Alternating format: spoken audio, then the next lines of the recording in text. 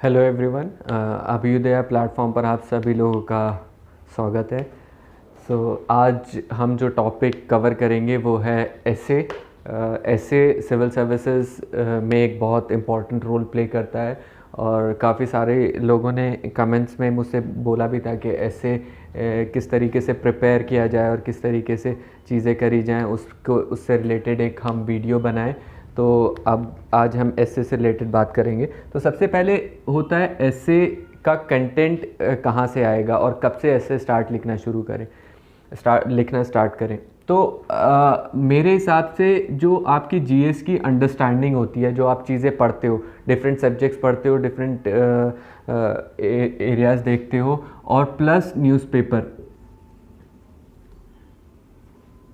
ये न्यूज़पेपर बहुत इंपॉर्टेंट हो जाता है क्योंकि जो करंट अफेयर्स होते हैं, जो सारे इश्यूज़ होते हैं, टॉपिक्स होते हैं, वो कहीं ना कहीं यहाँ से कवर होते हैं और जो सारी चीज़ें रिलेटेड होती हैं वो इसी से होती हैं। और तीसरा मेरे हिसाब से जो इम्पोर्टेंट वो है बुक्स एज एन जो हमारे सिलेबस से रिलेटेड है वो नहीं, कुछ अच्छी बुक्स अगर आप पढ़ते हैं वो डेफिनेटली ऐसे के लिए हेल्प करती हैं। बट स्टार्टिंग में इस चीज़ पे फोकस नहीं करना चाहिए क्योंकि स्टार्टिंग में ज़रूरी है कि जीएस और आपका जो करंट अफेयर्स है, न्यूज़पेपर है, वो कवर हो जाए अच्छे से। उसके बाद आप इस पे मूव कर सकते हैं उस चीज़ को लेके। तो कंटेंट से रिलेटेड ये चीज़ थी। अब आप जब प्रिपेयर करते हैं सिविल सर्विसेज के लिए तो स्टार्टिंग में आप अपना बेसिक एनसीईआरटीज़ कवर करते हैं, तो 2-3 महीने आप उनको कवर करने में, फिनिश करने में लगाते हैं। तो मैंने जैसे एक पुरानी वीडियो में भी कहा था कि आप जब 3-4 महीने हो जाएं आपके प्रिपरेशन को, आप पढ़ने लगें, तो आप अपना एसे लिखना स्टार्ट कर सकते हैं। वीकेंड पे आप अपना कुछ भी टॉपिक लेके एसे लिखें। कभी भी ये मत सोचना कि आपका कंटेंट पूरा हो जाए उसके बाद आंसर राइटिंग या एसे स्टार्ट करेंगे। जब भी आपको लगता है कि आपको थोड़ा बहुत तैयारी हो गई है, एक फर्स्ट रीडिंग हो गई है, उसके बाद से आप थोड़ा थोड़ा एसे लिखना स्टार्ट कर सकते हैं। तो स्टार्टिंग में आप कोई भी टॉपिक उठा सकते हैं, जो भी आपको लगता है कि आप उस पर कुछ लिख सकते हैं, और उस पर आप जितने भी 1000 वर्ड्स, 1500 वर्ड्स उसका ऐसे आप जो है वो लिखना स्टार्ट कर सकते हैं। अब ऐसे में कुछ चीज़ें इंपॉर्टेंट होती हैं कि जब आप ऐसे लिखते हैं तो आपको ऐसे में सारी चीज़ों को रिलेट करना है एक दूसरे से।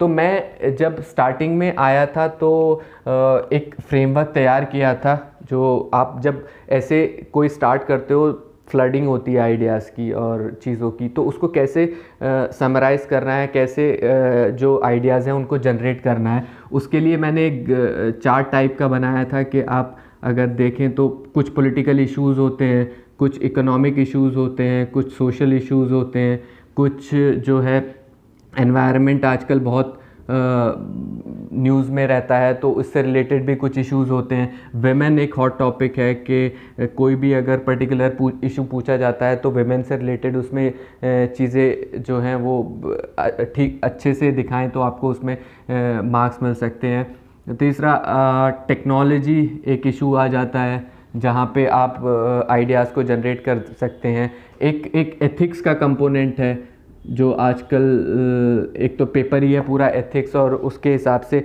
जो है एथिक्स इम्पॉर्टेंट हो जाता है।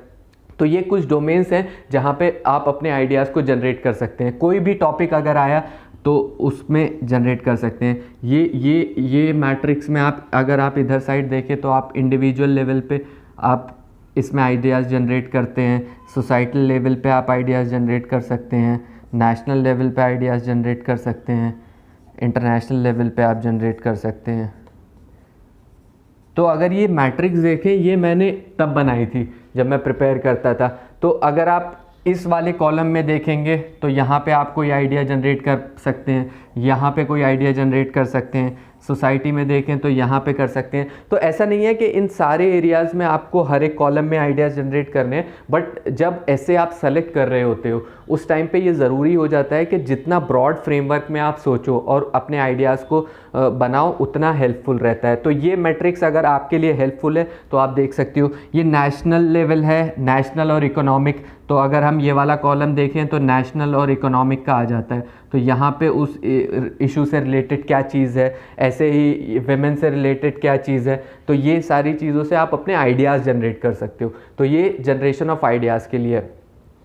दूसरी एक और चीज़ होती है कि आपने ये आइडियाज़ तो जनरेट कर लिए, उसके बाद आपको क्या करना होता है कि पहले एक रफ फ्रेमवर्क बनाना होता है अगर आप ऐसे लिख रहे हैं। क्योंकि आप डायरेक्टली अगर कोई टॉपिक आपको मिले और आप डायरेक्टली लिखना शुरू कर दे तो बीच में काफ़ी जगह ऐसी होंगी जहाँ पे आपको कुछ लगे कि ये चीज़ आ सकती है, ये डिलीट हो सकती है। तो आपको हमेशा एक रफ लेआउट पहले बना लें जिसमें आप प्रॉपर स्ट्रक्चरिंग कर लें कि किस तरीके से आपको पॉइंट्स जनरेट करने हैं। पॉइंट्स आपको यहाँ से जनरेट हो जाएंगे अगर आपको नहीं आ पा रहे हैं, और आ रहे हैं तो आप फिर भी ले लें। फॉर एग्ज़ाम्पल सपोज़ कोई टॉपिक है, अगर हम बात करें डेवलपमेंट वर्सेस एनवायरनमेंट, इस टाइप का टॉपिक है, तो यहाँ पे क्या होगा कि जैसे ही आप टॉपिक पढ़ते हो आपके पास फ्लडिंग होता है आइडियाज़ का। तो उन आइडियाज़ को आप पॉइंट वाइज यहाँ पे लिख लीजिए, जो भी आपको आ रहा है, जो भी थॉट आ रहा है, चाहे आपको कोई डैम, यहाँ पे डैम्स आ रहा है, या गवर्नमेंट बजट आ रहा है, या ट्राइबल्स आ रहे हैं, या जो भी मतलब जो भी थॉट आ रहा है आप उसको बस नोट डाउन कर लीजिए। इससे क्या होगा कि उसमें आपको ये सारे पॉइंट्स को फिल्टर आउट करने में फिर टाइम मिल जाएगा। अब क्या होगा कि ये आपने रफ एक लेआउट बना लिया जितने भी आपके पास पॉइंट्स आए इस चीज़ से रिलेटेड। उसके बाद क्या किया कि अगर ये आपको फिर भी पॉइंट्स कम लग रहे हैं तो ये मैट्रिक्स में आप देख लो कि कोई ऐसा टॉपिक है जो हम लोग रह गया है, विमेन से रिलेटेड अगर है वहाँ डाल सकते हैं, टेक्नोलॉजी से रिलेटेड इसमें कोई टॉपिक रह गया है जो कि सोसाइटल लेवल पे अफेक्ट करता है, नेशनल लेवल पे अफेक्ट करता है, इंटरनेशनल लेवल पे अफेक्ट करता है, वो आप डाल सकते हो। ये सारी चीज़ें जनरेशन करने के लिए पॉइंट्स किस तरीके से आप जनरेट करेंगे, तो ये हेल्प करता है आपको एस्से में ब्रॉड सोचने के लिए। ये एक चीज़ हो गई। अब एक और चीज़ क्या होती है कि आप अगर देखें कि एक इम्पॉर्टेंट चीज़ होती है कि एस्से को आप किस तरीके से अच्छा कर सकते हैं, किस तरीके से प्रेजेंट कर सकते हैं। तो एक तो कंटेंट हो गया जो आपको यहाँ से मिलेगा, उस कंटेंट को जनरेट कैसे करना है वो मैं आपको इस वे में बता रहा हूँ कि किस तरीके से हो सकता है। और एक चीज़ आती है आपको प्रेजेंट कैसे करना है।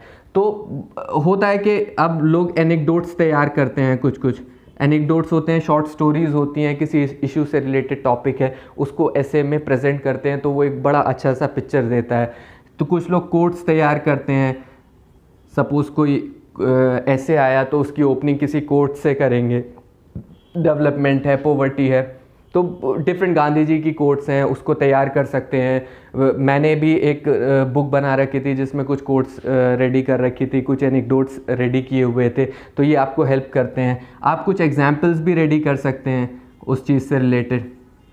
देखिए क्या होता है कि कुछ टॉपिक्स ऐसे हैं जो बहुत कॉमन है, एजुकेशन, हेल्थ, एनवायरनमेंट, इससे कहीं ना कहीं पूछे जाते हैं एसेज, तो इसको ऑलरेडी आप पहले से प्रिपेयर कर सकते हो और जैसा टॉपिक आए उसके हिसाब से चेंज कर सकते हो। तो ये चीज़ें जो हैं थोड़ा सा एसओ को और अच्छा बनाती है। अब एसे को प्रेजेंट कैसे करना है वो आपकी स्ट्रेंथ के ऊपर होता है, क्योंकि कुछ लोग कहते हैं कि ऐसे इस तरीके से लिखना चाहिए, ऐसे उस तरीके से लिखना चाहिए। ऐसे का कोई पर्टिकुलर वे नहीं है, आप अपने वे में किस तरीके से प्रेजेंट करते हो वो मैटर करता है। कुछ चीज़ें जो इम्पोर्टेंट होती हैं वो होती है, एक तो आपका कंटेंट जो मैंने आपको बोला है, एक होती है आपकी स्ट्रक्चरिंग आप कह लो या फ्लो कह लो आप, क्योंकि जब आप ऐसे लिख रहे होते हो तो ऐसा नहीं लगना चाहिए कि बहुत ज़्यादा एब्रप्ट जंपिंग्स हैं, एक फ्लो में आना चाहिए कि आप एक अपनी चीज़ को समझा रहे हो, बता रहे हो। तो जब आपने सेलेक्ट कर लिया उसके बाद आपने क्या कंटेंट उसमें डाल रहे हो, उसकी स्ट्रक्चरिंग और फ्लो उसका कैसा है, और कुछ ऐसी चीज़ें जो एग्जामिनर को या चेकर को इंटरेस्ट करे। तो ये एनेक्डोट्स हो गए, एग्जाम्पल्स हो गए, कोट्स हो गए, या कोई करंट में कुछ इशू आया है उसको आपने उससे रिलेट किया, वो सारी चीज़ें हो गई, तो वो आपको कहीं ना कहीं हेल्प करता है। तो ऐसे में दो इंपॉर्टेंट चीज़ जो होती हैं वो यही रहता है कि आप किस तरीके से कंटेंट को आप फिल्टर आउट कर रहे हो अपनी चीज़ को दिखाने के लिए, दूसरा आप स्ट्रक्चरिंग कैसे कर रहे हो उस चीज़ की, तो ये इम्पॉर्टेंट हो जाती है। अब व्हाट आई डू के होता क्या है कि अभी अगर रीसेंट एसेज आप अगर देखेंगे तो उसमें क्या हो रहा है कि जो एथिकल एक इश्यूज़ हैं या कोड्स दे रहे हैं वो लोग और उस पर आपको ऐसे लिखने को बोलते हैं। तो यहाँ पे ये ज़रूरी हो गया कि आप चीज़ों को लिंक कर पाएँ किसी तरीके से। कभी कभी क्या होता है बहुत सारी चीज़ें पता होती हैं लेकिन हम उसको लिंक नहीं कर पाते क्योंकि वो अजीब सा एक टॉपिक हमें लगता है कि वो दिया गया है। तो जैसे कि मेरे टाइम पे एक ऐसे आया था कि need leads to greed, greed leads to spoilage of breed.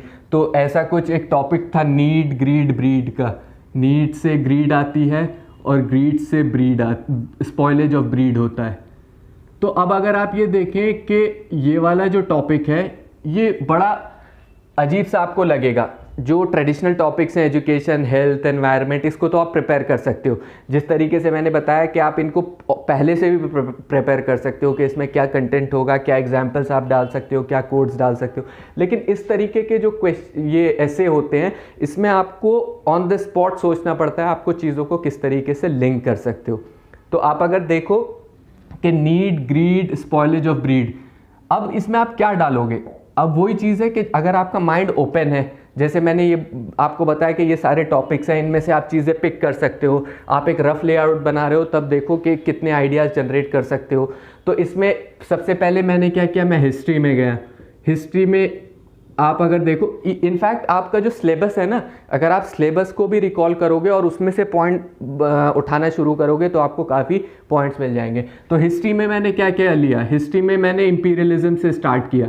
अगर आप देखो इंपीरियलिज्म को कैसे रिलेट कर सकते हो, need leads to greed, greed leads to spoilage of breed, के पहले जो है वो किंग्स होते थे और वो अपनी जो एरिया है उसका डोमिनेंस बढ़ाने के लिए दूसरे एरियाज़ में जाते थे। कहीं कहीं पे उस चीज़ की नीड थी कि आप किस तरीके से लेबर्स को एंगेज कर रहे हो, किन टेरिटरीज़ को आप ले रहे हो। लेकिन जैसे जैसे आप एक्सपैंड करते हो तो आप वॉर पे जाते हो, आप और एरिया को लेना चाहते हो, यहाँ पे ग्रीड आती है और किस तरीके से डेथ्स हुई और ये सारी चीज़ें। वर्ल्ड वॉर 1 का भी, वर्ल्ड वॉर जो हुई हैं उनका भी एग्जाम्पल ले सकते हो कि कैसे रिसोर्सेज के लिए फाइट हुई, वो एक नीड थी लेकिन उसने फिर ग्रीड करके स्पॉइलेज ऑफ ब्रीड किया।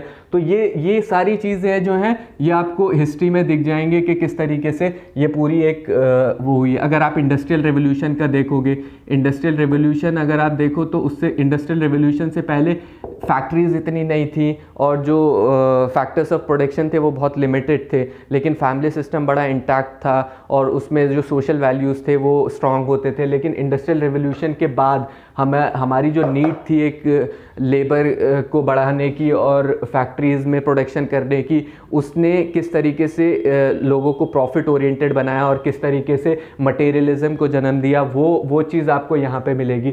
तो आप अगर हिस्ट्री खंगाल लोगे तो इसमें ये काफ़ी सारी चीज़ें आपको मिल जाएंगी। तो मैं ये एग्जाम्पल इसलिए ले रहा हूँ ताकि आप लोग समझ सको कि किस तरीके से अगर कोई फिलॉसफिकल या एथिकल ऐसे आता है तो उसको किस तरीके से आपको रिलेट करना है।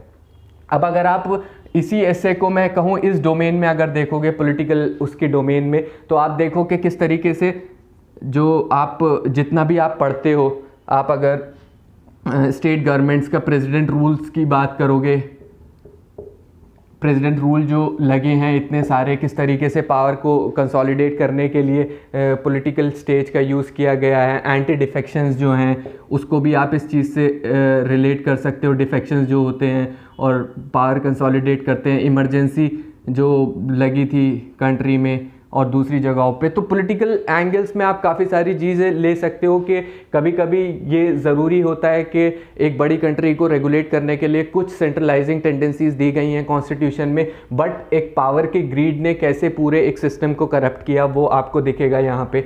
ऐसी अगर आप इकोनॉमी में जाते हैं, इकोनॉमी में आप जाएँ तो कैपिटलिज्म की अगर हम बात करें तो कैपिटलिज्म में आप देखें कि प्रोडक्शन तो बढ़ाया। कैपिटलिज्म का पर्पस ये था कि लोगों का जो है वो रिसोर्सेज बढ़े और प्रोडक्शन बढ़े, बट कहीं ना कहीं उस नीड ने एक क्रॉनिक कैपिटलिज्म को जन्म दिया जो कि ग्रीड आप कह सकते हैं, और किस तरीके से रिसोर्सेज का जो है वो ओवर यूटिलाइजेशन हुआ, उसका एक्सप्लॉयटेशन हुआ और किस तरीके से सारी चीज़ें हुई उसको आप यहाँ पे मेंशन कर सकते हैं। करप्शन किस तरीके से बढ़ा उस चीज़ को मेंशन कर सकते हैं।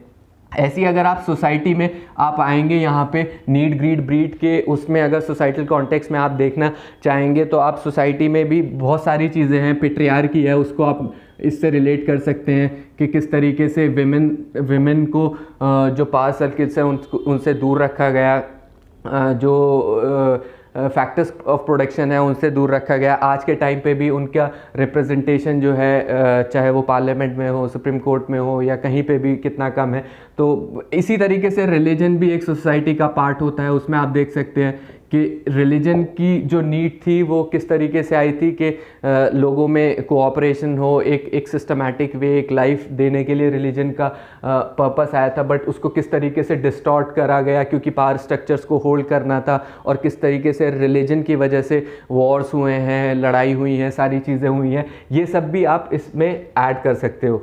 तो इस तरीके से क्या होता है कि आप चीज़ों को देख सकते हो, आपको सारी चीज़ें पता चलेंगी कि आपको किस तरीके से लिंक करना है। तो ये जो सारा एक फ्रेमवर्क है, मुझे एग्जाम्पल दे के समझाने का यही था कि फ़िलॉसफिकल एस्से या एथिकल एस्से जो आते हैं उनको लिखने का एक ही तरीका है कि आप चीज़ों को लिंक कैसे करते हैं। और एक और इम्पॉर्टेंट चीज़ है कि जितने भी प्रीवियस ईयर्स एस्से आए हैं,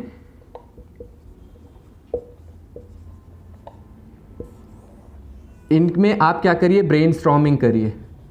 इससे क्या होगा कि आपको आइडियाज़ जनरेट होंगे। ब्रेनस्टॉर्मिंग कैसे होगी कि आप क्या कर सकते हो कि जो फिलोसफिकल एसेज आए हैं पिछले 2-3 साल से, यूपीएससी वही ज़्यादा पूछ रहा है, तो उनकी जो कोट्स हैं वो आप देखिए क्या हैं, और उनमें देखिए कि आप किस तरीके से चीज़ों को लिंक कर सकते हैं। जैसे मेरी ये मैट्रिक्स है, इससे आप यूज़ कर सकते हैं, या एक रफ लेआउट में आप देख सकते हैं उसमें किस तरीके से आएगी। तो जब आप ब्रेनस्टॉर्मिंग करेंगे तब आपको पता चलेगा कि आइडियाज़ किस तरीके से जनरेट करने, क्योंकि ऐसे में मार्क्स तभी आएंगे जब आप मल्टीपल डायमेंशंस में चीज़ों को लिंक करेंगे, तभी आपको ऐसे में मार्क्स मिलेंगे।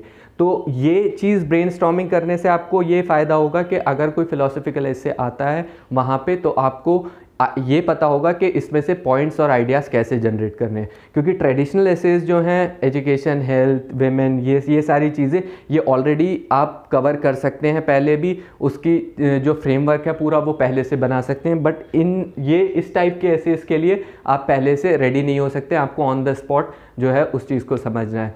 तो आई होप कि ये जो पूरा एक वो है ये आपको हेल्प करेगा, और जो ऐसे है उसको प्रैक्टिस करना बहुत इंपॉर्टेंट हो जाता है, क्योंकि ऐसे का आपका क्या स्ट्रेंथ है, आप किस तरीके से प्रेजेंट करेंगे, आपका क्या स्ट्रक्चर होगा, वो आप जब प्रैक्टिस करोगे तभी आएगा। तो पहले आप ये ब्रेनस्टॉर्मिंग स्टार्ट कीजिए प्रीवियस ईयर्स से। अगर आप पूरा ऐसे नहीं लिख रहे हैं तो एटलीस्ट टॉपिक लेके और उन पे पॉइंट्स बनाइए कि मैं ये पॉइंट्स उसमें लिख सकता हूँ। और जब आप ये ब्रेनस्टॉर्मिंग थोड़ा कर लें तो उसके बाद से पूरा ऐसे 1500 वर्ड्स का लिखना स्टार्ट करिए, वो डेफिनेटली आपको हेल्प करेगा एग्ज़ाम में। Thank you.